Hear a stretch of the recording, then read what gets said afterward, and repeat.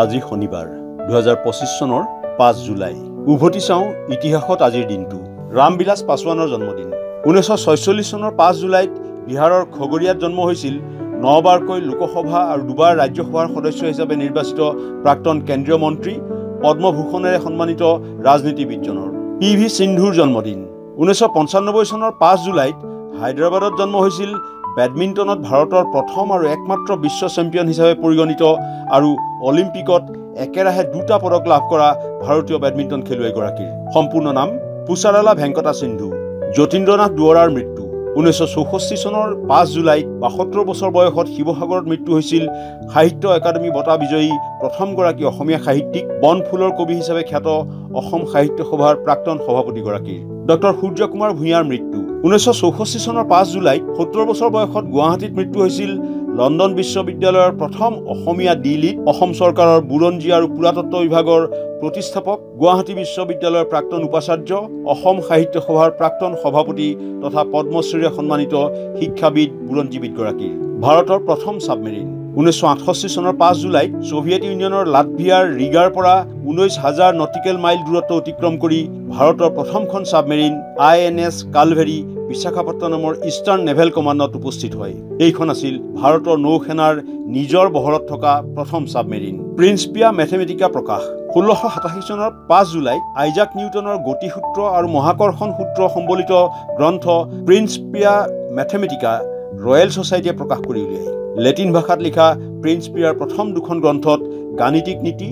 আৰু তৃতীয়খনত ভৌতিক নিয়ম সন্নিৱিষ্ট হৈছিল প্ৰথম স্পীড লিমিট আইন 1865 চনৰ 5 জুলাইত গ্ৰেট ব্ৰিটেইনে ৰঙা পতাকা আইন নামেৰে বিশ্বৰ প্ৰথম বাহনৰ গতি নিয়ন্ত্ৰণ আইন প্ৰৱৰ্তন কৰে এই আইনে যান্ত্ৰিক বাহনৰ বাবে গ্ৰাম্য অঞ্চলত প্ৰতি ঘণ্টাত সৰ্বাধিক 4 মাইল আৰু চহৰ অঞ্চলত 2 মাইলৰ গতিবেগ নিৰ্ধাৰণ কৰে তদুপৰি বাহনৰ সন্মুখত ৰঙা পতাকা লৈ এজন পথচাৰীৰ প্ৰয়োজন হৈছিল স্তন্যপায়ী প্ৰথম ক্লোনিং 1996 চনৰ 5 জুলাইত স্কটলেণ্ডৰ ৰজলিন ইনষ্টিটিউটত ক্লোন পদ্ধতিৰে জন্ম হয় ডলি নামৰ এটা ভেড়া ছাগলীৰ এয়া আছিল প্ৰাপ্তবয়স্ক কোষৰ পৰা স্তন্যপ্ৰায়ী প্ৰাণীৰ প্ৰথম সফল ক্লোনিং প্ৰথম বিকিনিৰ প্ৰচলন 1946 চনৰ 5 জুলাইত পেৰিছত ফৰাচী অভিযন্তা লুইট ৰাৰ্ডে প্ৰথমবাৰৰ বাবে মহিলাৰ স্নান বস্ত্ৰ 2 পিচ বিকিনি প্ৰৱৰ্তন কৰে সেই সময়ত উন্মুক্ত নাভিৰ বাবে কলংকিত বুলি গণ্য কৰা এই ডিজাইনটো দ্বিতীয় মহাযুদ্ধৰ পিছত আমেৰিকাৰ সমুদ্ৰতীৰত সূৰ্য স্নানৰ বাবে জনপ্ৰিয় হৈ উঠে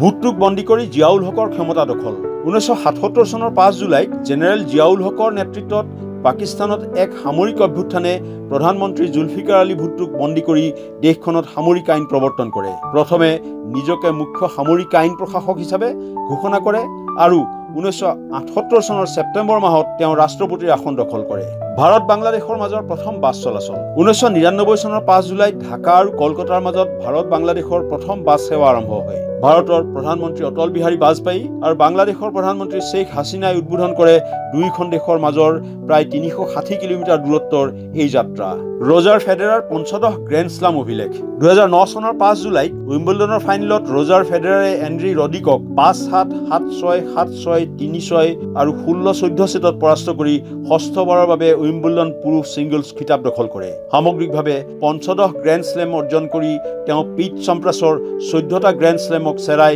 নতুন বিশ্ব অভিলেখ গঢ়ে অনলাইন ষ্ট'ৰ এমাজনৰ আৰম্ভণি 1994 চনৰ 5 জুলাইত জেফ বেজছে ৱাশ্বিংটনৰ বেলভিউত থকা তেওঁৰ গেৰেজৰ পৰাই গ্ৰন্থৰ অনলাইন বিপণনেৰে আৰম্ভ কৰে বৰ্তমানৰ বিখ্যাত অনলাইন ব্যৱসায় প্ৰতিষ্ঠান এমাজন কাডাব্ৰা নামেৰে আৰম্ভ কৰা কোম্পানীটো সেই বছৰৰে নৱেম্বৰ মাহত এমাজন হিচাপে প্ৰতিষ্ঠা কৰা হয় উইম্বলডনৰ প্ৰথম কৃষ্ণাংগ চেম্পিয়ন 1975 চনৰ 5 জুলাইত আমেৰিকাৰ পেছাদাৰী টেনিছ খেলুৱৈ আৰ্থাৰ এছ উইম্বলডনৰ প্ৰথম কৃষ্ণাংগ চেম্পিয়ন হিচাপে পৰিগণিত হয় পুৰুষৰ ছিংগলছ ফাইনেলত পূৰ্বৰ চেম্পিয়ন জিমি কনৰ্ছক 6-1, 6-1, 5-7 আৰু 6-4 ছেটত পৰাস্ত কৰি তেওঁ এই কৃতিত্বৰ অধিকাৰী হয় সাৰ্ছৰ সংক্ৰমণ বন্ধ ঘোষণা 2003 চনৰ 5 জুলাইত বিশ্ব স্বাস্থ্য সংস্থাই মাৰাত্মক হৈ উঠা সাৰ্ছ ভাইৰাছৰ মানুহৰ পৰা মানুহলৈ সংক্ৰমণ বন্ধ হোৱা বুলি ঘোষণা কৰে অৱসান হয় বিশ্বজুৰি মহামাৰীৰ ৰূপ লৈ 774 জন লোকৰ মৃত্যু ঘটোৱা সাৰ্ছ মহামাৰীৰ ইনফৰমেশ্যন ডেস্ক দেশ টুডে